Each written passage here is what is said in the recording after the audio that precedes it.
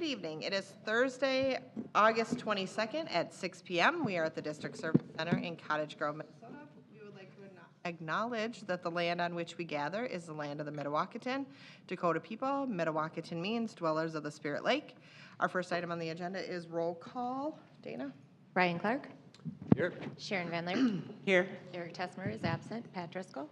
Here. Melinda Doles. Here. Simi Petdayak. Here. Katie Schwartz. Here. 2.0, Pledge of Allegiance, please stand. Pledge allegiance to the flag of the United States of America and to the republic for which it stands, one nation, under God, indivisible, with liberty and justice for all.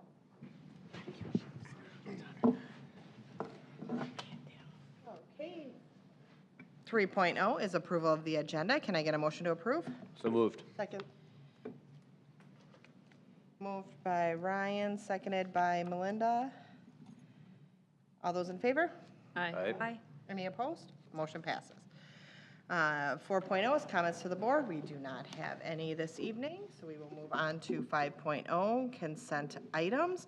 All consent items are considered routine and non-controversial by the school board and will be approved by a single motion. There will be no separate discussion of these items. Prior to this meeting, board members have had the opportunity to review each of these items and may request that any item be moved to an action item for individual consideration. That did not happen this evening, so can I get a motion to approve? So moved. Second. Motion by Simi, second by Pat. All those in favor? Aye. Opposed? Motion passes. On to 6.0, which is our information items, and we have one this evening. Oh my gosh, I cannot talk today.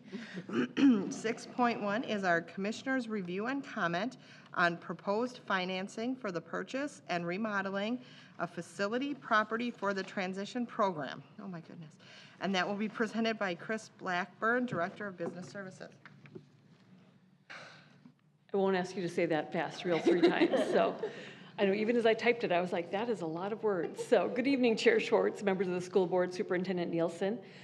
So we're here this evening because we are required to have a public discussion of the review and comment we received back. So on May 23rd at the school board meeting, the school board did approve the submission of the review and comment documents related to the Special Education Transition Program project to the Minnesota Department of Education. This project, my goodness, apparently I can't talk either. This project includes purchasing Light the Way Church at 7000 Jamaica Avenue South, Cottage Grove, Minnesota, remodeling the building and site, and expanding the learning space with a 9,000 square foot addition to the building. The estimated project cost, excluding financing costs, is $9,191,607. The district intends to issue certificates of participation, otherwise known as COPs, with a 15-year term to finance the improved facility, the debt service on which will be paid from the district's annual lease levy. Attached to the board packet was the positive review and comment response received from the Commissioner of Department of Education. And at this time, I think we're just seeking if there would be any public comment on this review and comment. Dana, do we have any? Since there's nobody here.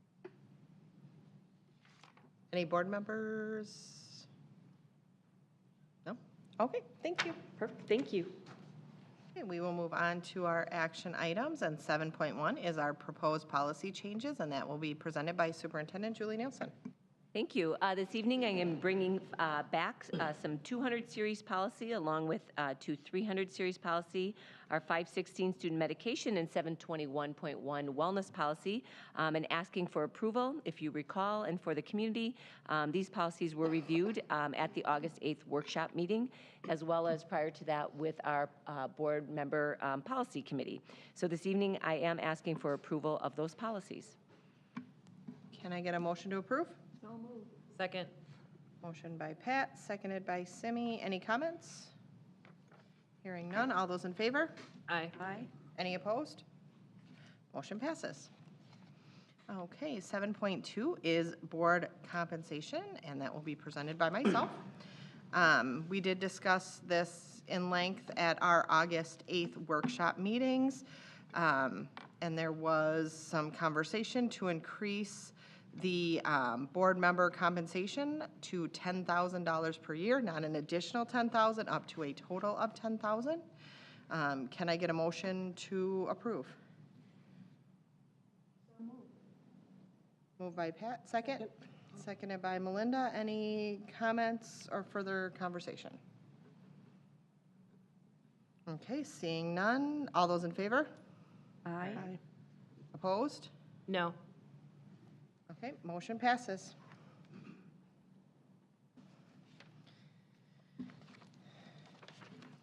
Okay, on to 7.3, and that is settlement and release of claims with Commercial Kitchen Services Corp. And Merchants Bonding Company, and that will be presented by Abby Baker, Executive Director of Human Resources and Operations. Good evening, Chair Schwartz, members of the school board, and Superintendent Nielsen. Tonight, I'm not here to present a contract settlement with a bargaining agreement. I'm here to present a contract settlement and release of claims with Commercial Kitchen Services Corporation and Merchants Bonding Company. So as included in the school nutrition's capital plan, new cooler and freezers were installed at East Ridge High School and Valley Crossing Elementary School. The contractor of the project was Commercial Kitchen Services Corporation. The school district determined that the cooler and freezer installation did not meet the project specification requirements.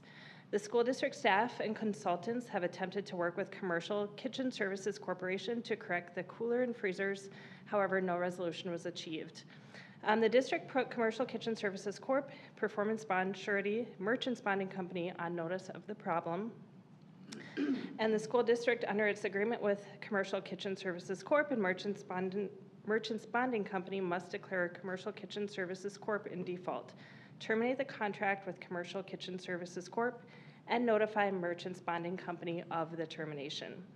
A resolution declaring the contractor default and the authorization of pursuit of claims was approved at the February 22nd, 2024 business meeting. The district presently owns Commercial Kitchen Services Corp. $43,997.25 on the balance of the high school project, and $22,311.25 on the balance of the elementary project. A settlement and release of claims was reached with Commercial Kitchen Services Corporation and Merchants Bonding Company. The district shall retain and keep payment on the balance of both projects, which totals $66,308.50. No further payments shall be made by the district to Commercial Kitchen Services Corp. Under either the high school or elementary project as part of this settlement agreement. The recommendation is to approve the settlement and release of claims with Commercial Kitchen Services Corporation and Merchants Bonding Company. Can I get a motion to approve? So moved. Second. Moved by Simi, seconded by Melinda. Any comments or questions? Okay, seeing none, this is a roll call vote. Dana? Ryan Clark, Approve. Sharon Van Leer, Yes. Pat Driscoll, Yes. Melinda Doles, Yes. Simi Petnaik, Yes. Katie Schwartz. Yes. Thank you. Thank you. Okay, on to 7.4, and that is our pre-sale report and resolution for lease purchase agreement and sale of certificates of participation, Series 2024B, and that will be introduced by Chris Blackburn, Director of Business Services.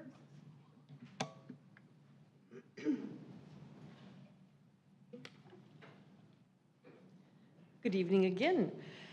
Tonight, as Chair Schwartz mentioned, a lease purchase financing option is recommended to be used to finance the Special Education Transition Program project. So at least this title of the report wasn't quite as lengthy as the last one. The lease purchase will not be a general obligation of the district. Payments will be subject to annual appropriations of funds by the school board as required by statute. Debt service will be paid from the general fund property tax levies as part of the annual lease levy. The attached pre-sale report was in your board packets and will be discussed tonight by Jody Zesba, who's here with me from Ellers. And attached as well as a resolution relating to the school district property and improvements and the financing thereof. And I will not read that entire paragraph, but there is the lengthy resolution that was also attached that will need to be adopted tonight with the intent to sell those sale certificates of participation. The resolution will be updated when, after we present the results of the sale as well, anticipated to be in October. So with that, I'm going to introduce Jody Zesba with Ellers. Thank you, Chris. Good evening, Chairperson Schwartz, school board members, and Superintendent Nielsen. So I will highlight some information included in the pre-sale report that you have before you, and if you have any questions, I'm happy to answer them as we go through or when we get to the end of the report. So first of all, you'll see that on the proposed issue, we're estimating an amount of $9,095,000. That's a little bit less than what's included in the resolution because we're expecting to get a premium bid. If we do not get a premium bid, then we will issue up to that authorized amount. So the authorized amount assumes that we don't receive any premium bid. So that's why we have it listed that way in the resolution. And the purpose is for the acquisition and remodeling of the building that will house the transition program. You'll notice that we will have a call date on this debt issue. So it's going to be a 15-year term, as Chris mentioned, but we will have a call date of April 1st of 2032 for the 33 and later maturities. Your existing general obligation bond issues have a rating of A1. This issue will likely have a rating that's probably one notch lower than that because it's not general obligation debt, it's annual appropriation debt. So that's Moody's standard for this type of a transaction. So Eden Prairie, for example, just purchased an existing building for their programs and they got one notch lower than their general obligation debt rating. So if it's considered essential purpose, they usually just give one notch lower. If it's not considered essential purpose, so if you were using it for something that wouldn't be educational programming, sometimes like stadiums and that sort of thing, they might have two notches lower. But for this, we fully anticipate that this will be one notch lower than your general obligation debt rating. So on page 2, a couple of things on there. Just like your bond issues, we will solicit competitive bids for this debt issue. We don't usually get as many bidders. There's not as wide a market for this particular debt issue. And then you'll see the premium pricing referenced there, and I'll show you that on the financial schedules too. The resolution that you have before you tonight is includes some parameters. And this is really in place for two reasons. One, to provide the district with some protection because we don't get as many bids on this kind of a transaction. If we got a bid or two that were in excess of that 5% rate that we have included in there, then you're not authorized to proceed. You would need to reject those bids and we would go back out and hopefully secure a rate that's lower than that. So that was kind of our highest that we thought you would want to commit to. And then secondly, it provides flexibility. So we don't have a firm closing date yet, I don't believe, on the purchase of the property. You do need to have the purchase of the property complete because that really provides the collateral for this transaction. So if we aren't able to complete that by the time your September board meeting comes around, which is when we're scheduled to sell and then close in October, if we're not ready quite yet, no problem. We can just push that back another month, and you've got the authority in place still to move forward, assuming that we get that 5% rate or lower. So those are the two reasons that we have that parameters resolution in place, or will have, or you will be considering that parameters resolution. On page 3, a couple of sections related to regulatory requirements. Also, of course, are reference to the review of your existing debt. So we're always watching your existing debt to see if you have any refunding opportunities, and we send reports to the district twice a year, and so that's hot off the press. Within the last couple of weeks, we gave the district an update on that. There's nothing right now, but as you know, we're always taking a look at that. Page 4, I'll point out the other service providers that we're working in conjunction with. So Bond Counsel, Dorsey and Whitney is the entity that drafted the parameters resolution that you have for your consideration tonight. The escrow paying agent trustee, escrow agent and trustee is required as part of this type of financing transaction, and that will be Zions Bank, and the district has used them before. And then the rating agency, of course, is Moody's.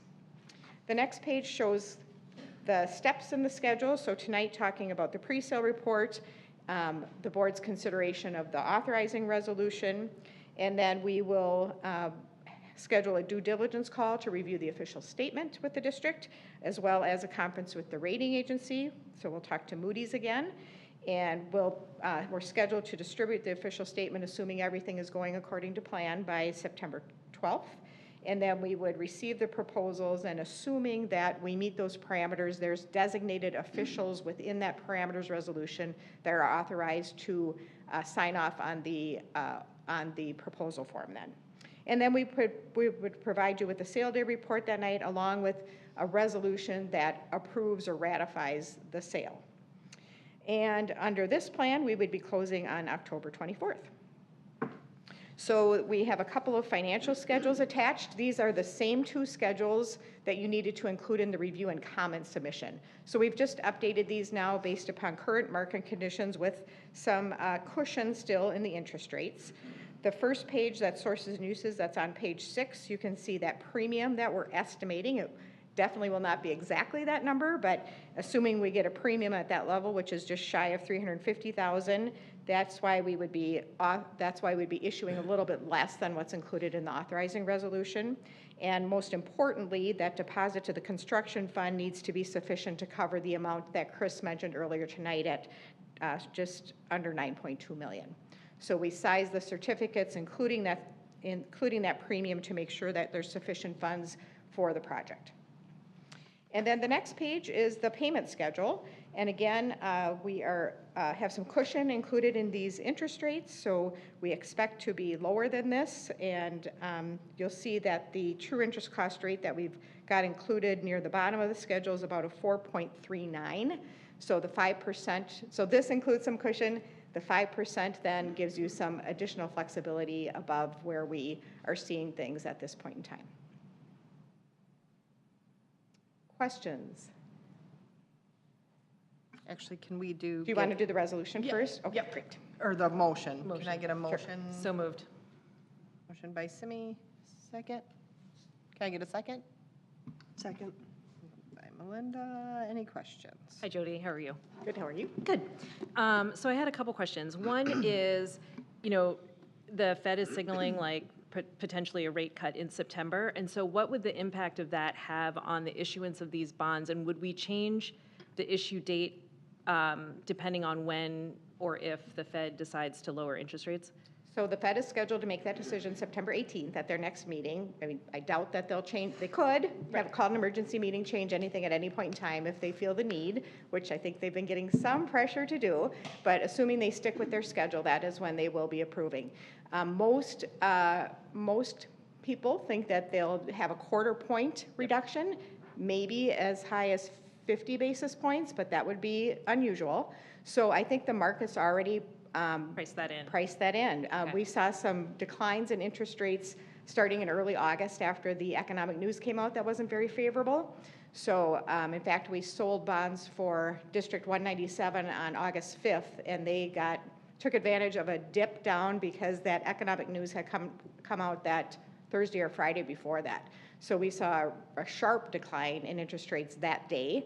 They've gone back up a little bit. They're still kind of fluctuating some, but we'll certainly know. I think we're feeling good about having the sale scheduled after the Fed makes its decision.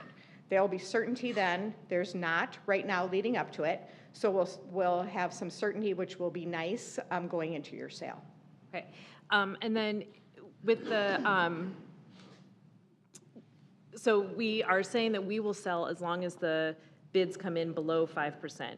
So just out of curiosity, this is a public meeting, so they know that we're going to cap what we're willing to pay at 5%. So how much below that cap do bond companies typically come in? So it depends on where the market is. So that's another reason to have the parameters resolution in place, because they know they're going to be bidding against other underwriters. They don't know who else will be submitting bids, but if they submit a bid that's not in line with market, they're likely not going to get it.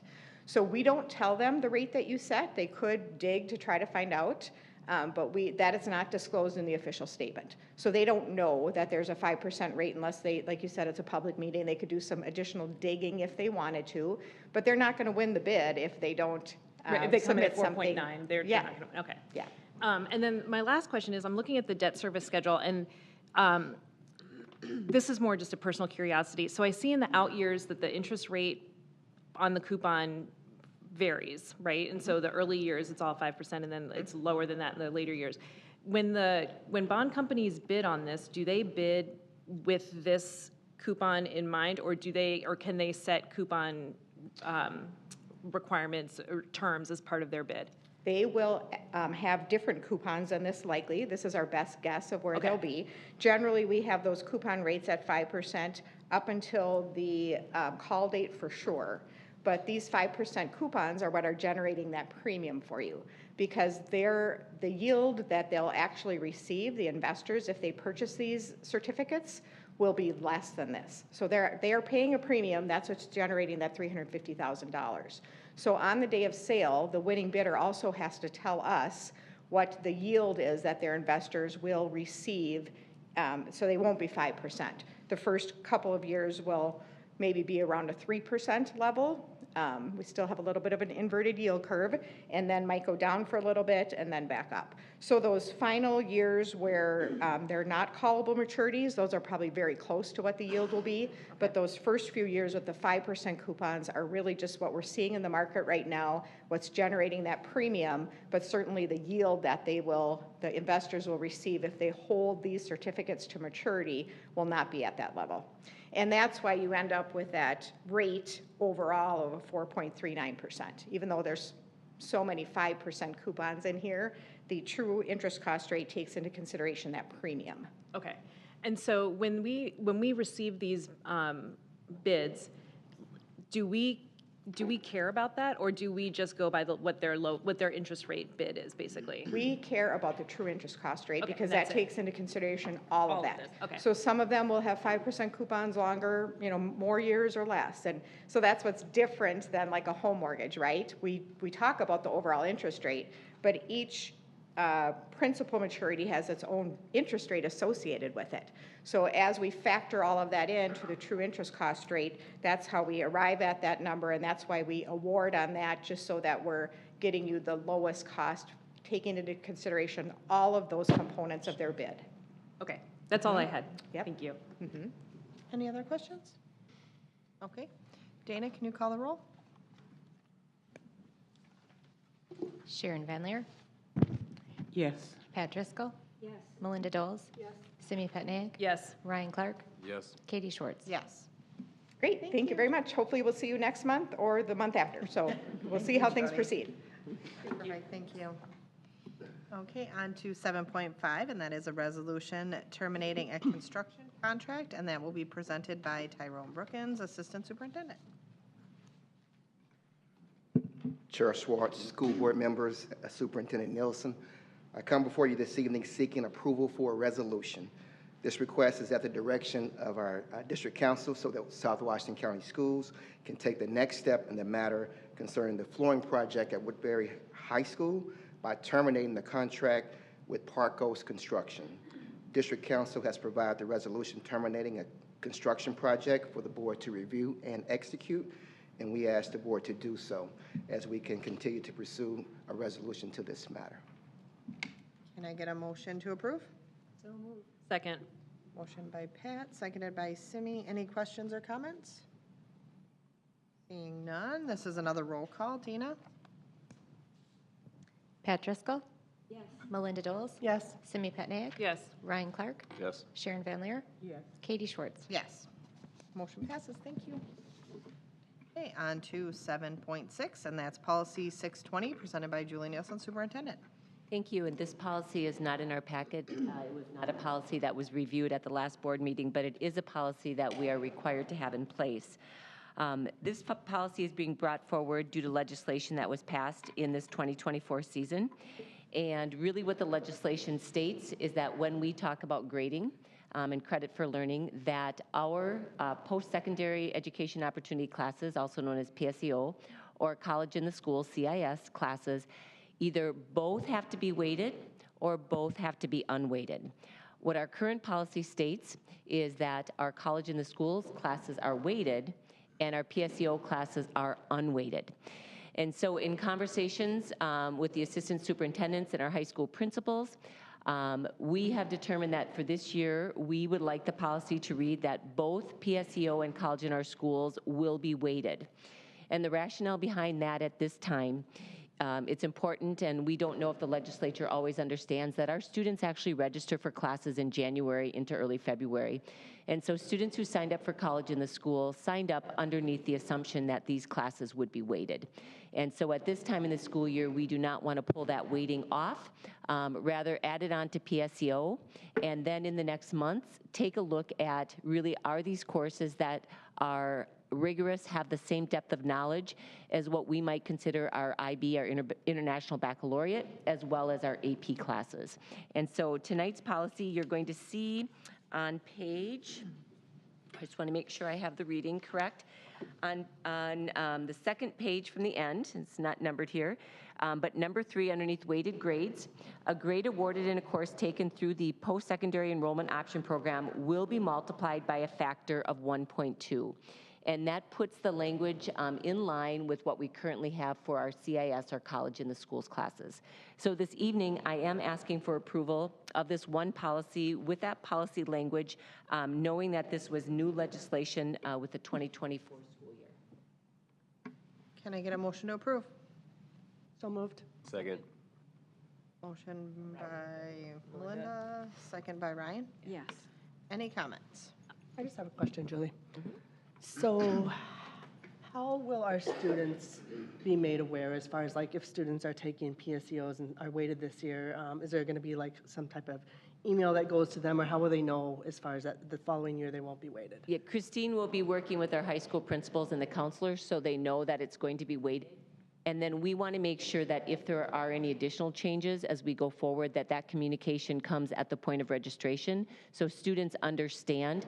I think we just have to be thoughtful about which classes we're weighting and the reason and rationale for weighting classes. But we definitely believe that the students should be aware of that at the point of registration. So Christine will be working with our high school principals and counselors to make sure that communication occurs.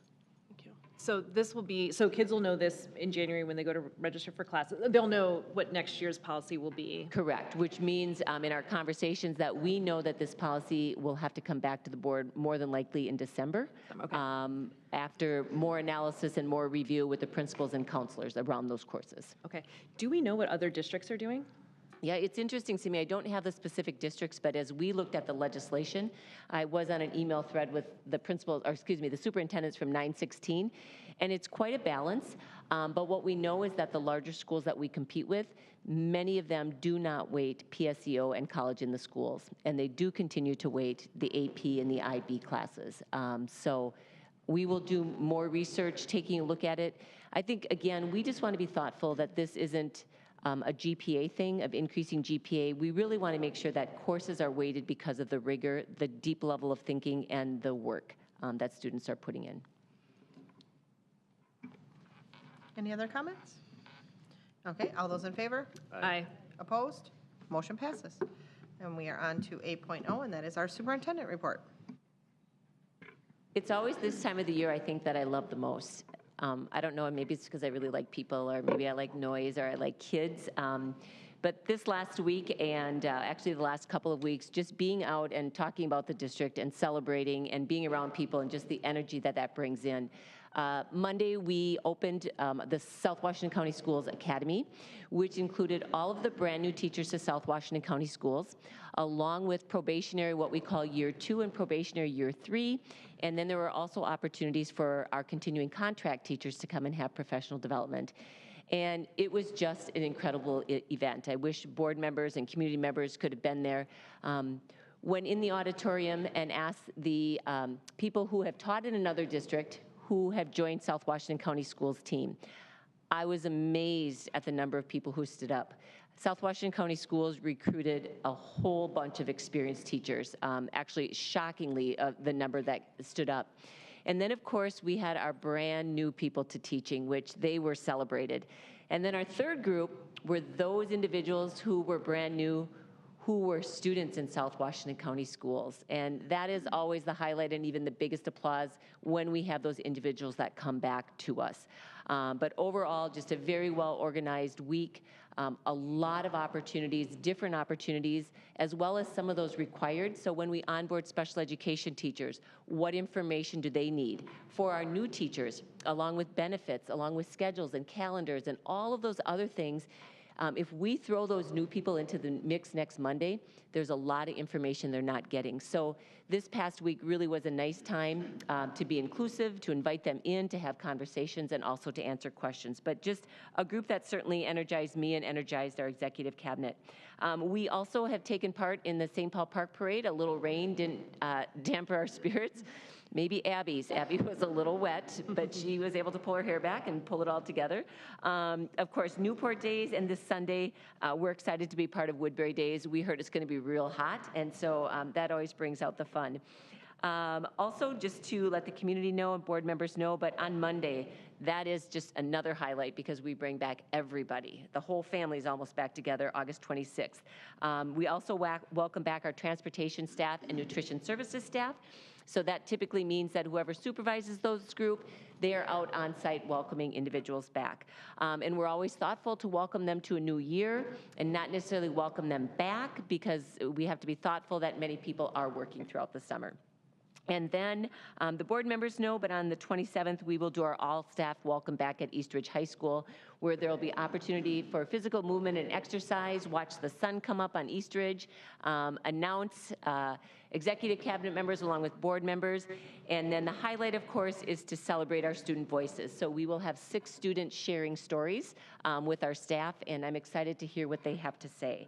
And so following that day on the 27th, just to let board members know and community members know, we talked about that school calendar and the literacy training we're about to embark on, and that 27th day will be the first day of READ Act training. So we're excited to get that underway and dip people's feet into what they're going to be learning about in terms of being teachers of literacy. Thank you, Julie. Okay, on to 9.0, future meeting dates, September 12th, 2024, school board workshop meeting here at the District Service Center at 6 p.m. September 26th, 2024 is a school board business meeting, also here at the District Service Center at 6 p.m. And with that, 10.0, we are adjourned.